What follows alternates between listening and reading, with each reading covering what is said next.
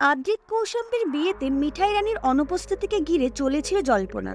এবার মোদক পরিবারের আরেক সদস্যের অনুপস্থিতিকে ঘিরে নেটিজেনদের মনে উঠেছে নানা প্রশ্ন।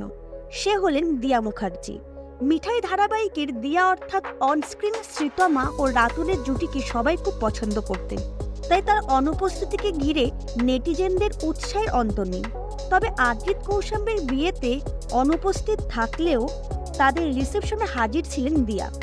সমাজ মাধ্যমে আদ্রিত কৌশাম্বীর ছবি পোস্ট করে ক্যাপশনে লেখেন, খুব ভালো থেকো, ভালোবাসায় থেকো সারা জীবন, lots of love and good wishes. Adrit কৌশাম্বীর বিয়েতে দিয়ার অনুপস্থিতির কারণ নিয়ে নেটপাড়ায় জল্পনা উঠেছে যে দিয়া তার প্রাক্তনকে এড়িয়ে যেতেই নাকি তাদের বিয়েতে অনুপস্থিত ছিলেন।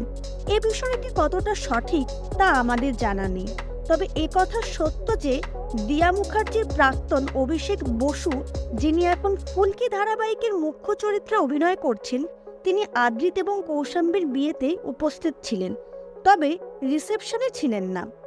আর দিয়া শুধু রিসেপশনে উপস্থিত ছিলেন। এই বিষয়ে আপনাদের মতামত আমাদের জানান।